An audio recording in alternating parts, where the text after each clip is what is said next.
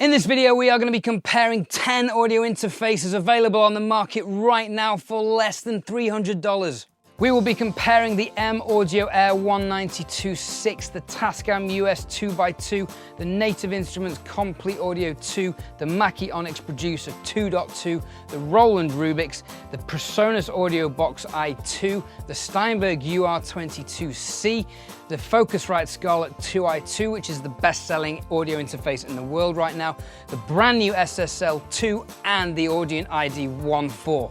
Now, I do need to preface this video with a small apology. A lot of people have asked about the Behringer Euphoria series, but I haven't been able to get hold of one in the UK. We're still in lockdown and there are none in the country. So I'm sorry about that. I can't include it in this video, but I will try and include it in a future video. I also couldn't get hold of the Motu M2 or M4. I'm hearing great things about those, but we have plenty to be getting on with in this video.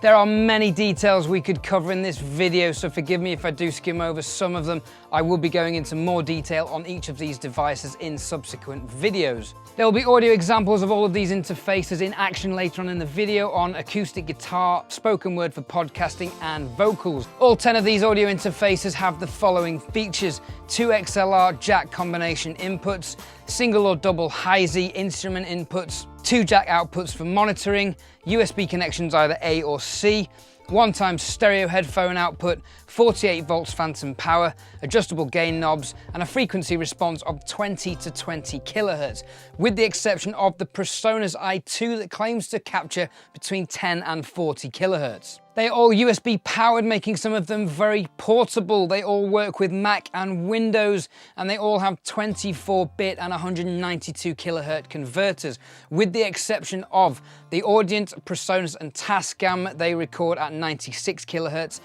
and the new Steinberg model, which claims to have a bit depth of 32 bits. If you'd like to find out more about what bit depth and sample rates are, there is a link to a video in the description below with more information on that.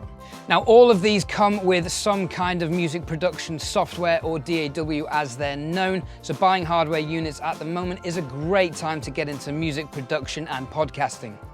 Moving on to the devices, first up we have the M-Audio. M-Audio were founded in 1988 to design software and hardware solutions to address the early challenges of integrating audio and MIDI together with computers.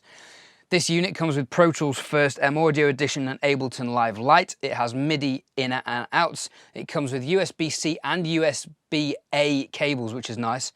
This and the SSL2 are noticeably the biggest devices in this lineup. It's got a good solid desktop design. The knobs feel solid and have a nice resistance to them, giving me confidence it's a well-built product, and it has a clear input gain level display. The phantom power is a switch, which I prefer to a button because it's a lot more obvious whether it is on or not. The downside to this is that the XLRs are on the back of the unit, which makes me think M-Audio have designed this as a desktop interface as opposed to a portable interface. A lot of these interfaces have direct monitoring, which is a feature I really like, which means you can balance the volume of the signal going into the interface from your microphone or guitar with the audio coming from your DAW, and on the M-Audio this works really nicely. The headphone output is listed at 104 decibels, which was plenty for my Sennheiser HD300 Pro headphones. This output is very loud, but the audio does start to distort towards the top end of the output. The Tascam US 2x2 is a very sturdy device straight out of the box. I'm filled with confidence that this is a well-built unit. The dials are a little bit close together and the direct input dial goes the opposite way on this one, which I found a little counterintuitive, but this is a minor detail. The input gain is 57 decibels on this unit, and even though this is only 2 more decibels than the M-Audio, there is a lot more headroom and the sound towards the top end of the gain was very clear and sharp. The headphone output is not quite as loud as the M-Audio, but it's more than enough to play with if you dial the monitor balance towards your DAW input. The output produces a very clean signal right up to full volume. The Native Instruments Komplete Audio 2 comes with Ableton Live. This and the Scarlett are the smallest units. It feels a little bit light and the plastic casing feels a little bit cheap. The design falls in line with all of the Native Instrument products, such as their MIDI DJ deck range, and as a standalone item, I'm not the biggest fan of the aesthetics. The dials offer a lot of resistance, which makes them feel stiff to adjust because they're so small. The LED input display consists of 4 blue lights and then red. I personally prefer a traffic light system with a yellow LED in between. The headphone output on this unit is quite low, and the only way I could get a good output was by dialing the direct monitoring all the way to the door input, which then means you can't hear yourself. To get a good balance where you can hear yourself and the input, it's a very low output, and personally for me, it wasn't enough. The good thing about this device though is there is virtually no noise on the preamp even at maximum gain. The Roland Rubix also comes with Ableton Lite Live. This is a very strong, robust, well-built unit. It has MIDI interface connections. The stiff dials are not hugely comfortable if we're being picky due to the protruding fret style indicators. This and the Scarlett are the only two devices without a built-in direct monitoring adjustment dial, which means you'll need to either use the Scarlett mix application or adjust the levels in your DAW to get a good headphone balance. The LED gain display on this unit is very slow to respond, so finding the right input can be quite fiddly. This is one of the units that struggled to power my SM7B, and the preamp introduces quite a lot of noise towards the top end of the gain. To use an SM7B with this unit, you may need a preamp booster such as the Cloudlifter CL1. The Mackie Onyx Producer comes with Traction music production software. It has MIDI inputs on the back. This is one of the devices with quite a severe gain shelf towards the top end of the preamp gain, making it very hard to set a level. It was either too quiet or too hard, even at the fraction of a turn of the dial. There is a very strong headphone output, making it easy to get a good balance between direct monitoring and your DAW input. The Steinberg UR22c comes with Cubase IE for Mac and Windows and Cubasis LE for recording and mixing on your iPad. And this is where this device could become a new industry standard. By powering the device using the included plug, you can connect it to your iPad or phone, and using their free app, you can record to your mobile device, making it the ultimate portable recording setup. With the app, you control the onboard built-in DSP, which enables you to monitor with some basic effects, including reverb, in real time with zero latency. This is a feature that stands the Universal Audio Apollo above a lot of other interfaces, and it's a really exciting move by Steinberg to close this gap between budget and more professional units. Steinberg have listed this unit as having a 32-bit depth converter. Now, 16-bit depth gives you a dynamic range of 96 decibels, which is huge, and you're unlikely to hear that, certainly in an MP3 or on a streaming website or on a CD. A bit depth of 24 bits gives us a dynamic range of 144 decibels, which is loads. 32 bits gives us a dynamic range of 192 decibels. There's nowhere we're going to hear that and live to tell the tale. So I'm not quite sure where Steinberg are going with this. There was some thought that this 32-bit could be in relation to the DSP processing. However, on their website, it clearly says this is part of the converting process. And more importantly, digital audio workstations such as Logic and Pro Tools process at 24 bits, so 32 is a little bit irrelevant at this point until the software catches up. The one thing I don't like about this unit is there is no signal indicator. All you see is a red LED when the signal's clipping. I would like to see some acknowledgement that there is some signal getting into the device. The headphone output is very loud when setting the direct monitor input to full. However, when I set a balance for singing into, I didn't feel like it was quite loud enough. And annoyingly, the phantom power is rather inconveniently located on the back of the unit. The Presonus Audiobox iTwo includes Studio One Artist. It has MIDI IOs, has a dynamic range of 105 decibels. The dials are very stiff on this unit. It has green LEDs to indicate signal and then goes straight to red for clipping. Again, I'd have preferred a traffic light system. The preamp dials on the Presonus are set to increments, which can make it a little tricky to fine-tune the gain. This unit suffers from the same problem the Mackie Onyx does, where at the top end of the preamp, all of a sudden there is a massive gain shelf. And you'll hear in the audio later the volume difference between the top two increments, where it's a little bit too quiet with my SM7B, and then all of a sudden far too loud and the sound clips and distorts. The Focusrite Scarlett 2i2 comes with Pro Tools First and Ableton Live Lite. With 55 decibels of input gain, this was enough to drive my SM7B. And you've got the well-known Halo traffic light system for the input gain. A big feature of the Scarlett is the Air mode, which is an EQ curve imposed onto the input signal, modelled on the company's legendary ISA preamps, which capture up to 22 kHz. As soon as I plugged the Scarlett in, a little window popped up on Chrome asking me if I would like to be taken to their website to set up all the bundle features that come with the interface. This was the only device that this happened, but they've made it super easy to set up and I really like this feature. The Scarlett comes with loads of additional software. To find out more about this, click the link for a video in the description below comparing the Scarlett with a UAD Apollo. Now, the bad thing about this device is that there is no direct input monitoring dial. The input monitoring is either on, or it's in stereo mode, which for some reason means it comes out of one side of your headphones only, or it's off. There's no way of dialing in other than using the gain, but you don't want to do that because you want to set the gain for recording levels. So you have to adjust the balance in your DAW. Now, I don't understand why Focusrite have let this slip when all of the other interfaces in this price range have a direct monitoring dial. The Audient comes with its own intuitive mix software, which is very similar to the Universal Audio Console software that you get with the Apollo units. This is the only device that is ADAT supported. On the back there is an optical data connection where you can connect hardware units to extend your inputs up to 10. This unit has 111 decibel headphone output range, and this is by far the loudest unit in this video. It's got a 66 decibel mic preamp range, which is piles of headroom before noise creeps in. The only thing I don't like about this device are the phantom power levers on the top. I think they're too easy to knock by accident.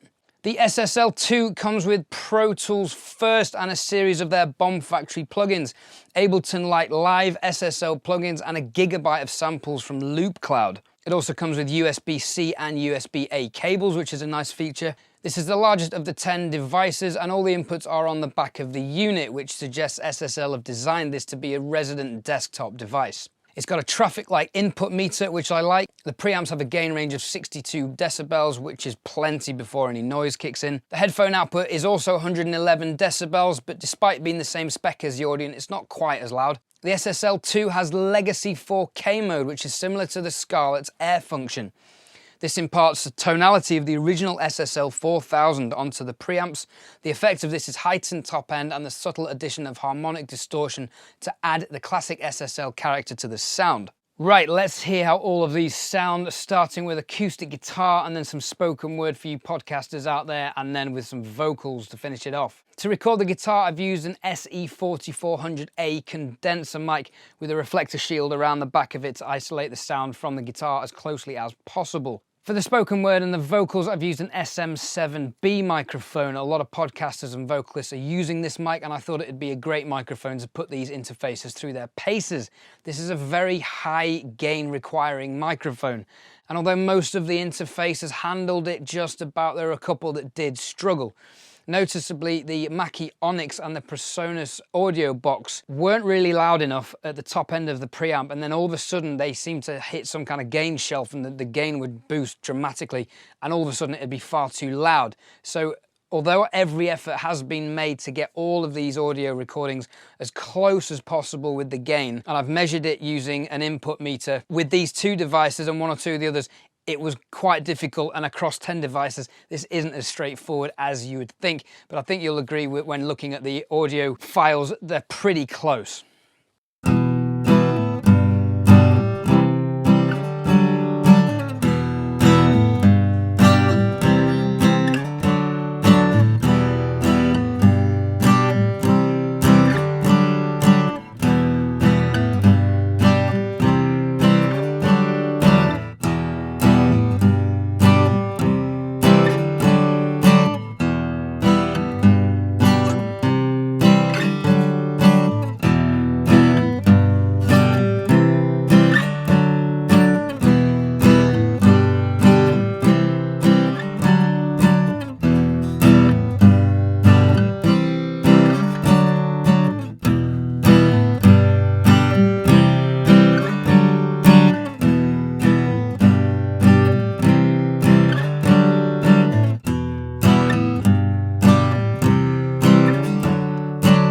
So there's not a huge difference in how these interfaces sound, and I wouldn't expect much difference in this price range. The standout unit for me so far though is the Tascam. It sounds clear, bright and quite smooth.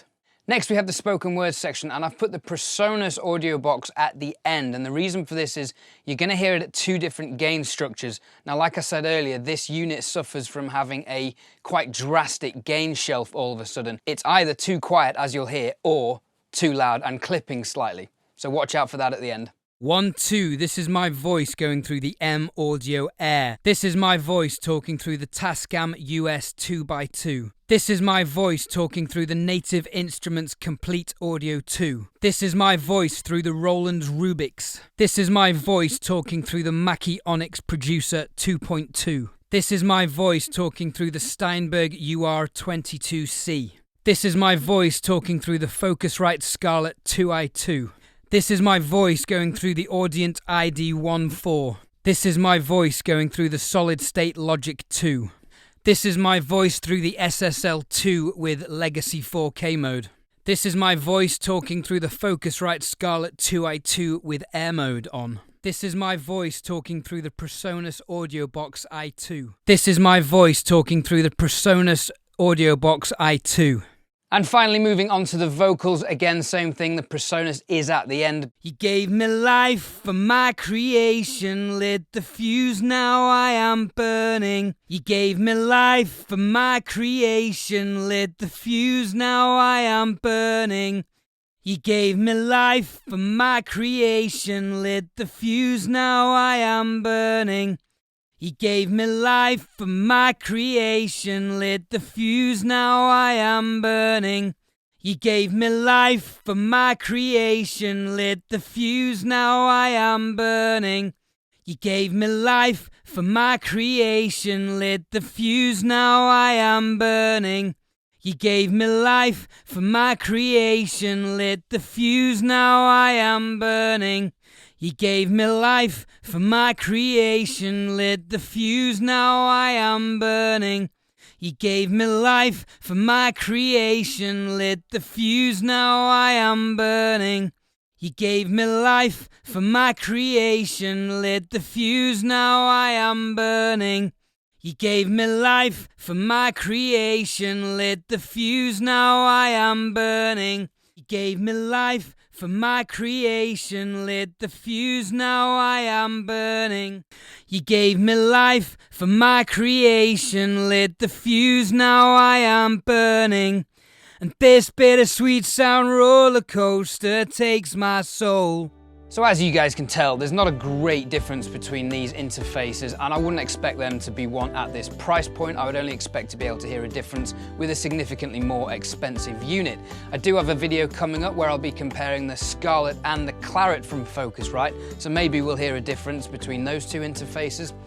But for me, the standout ones with the vocals, again, were the Tascam, and I quite like the Scarlett with Air mode imposed. Just before we go, I'm going to be starting a new series on Tuesday called 2-Minute Tech Review Tuesdays, which is going to be a concise, you guessed it, 2-minute video exploring products, microphones, plugins, reviewing gear, all things home studio related. Starting next week, we'll go into more detail on each of these audio interfaces, so hit that subscribe button so you don't miss one of those episodes. With that in mind, if you'd like to find out more about the differences between a budget and a more professional sounding audio interface, click on this video here, or alternatively YouTube will make a suggestion for a video here.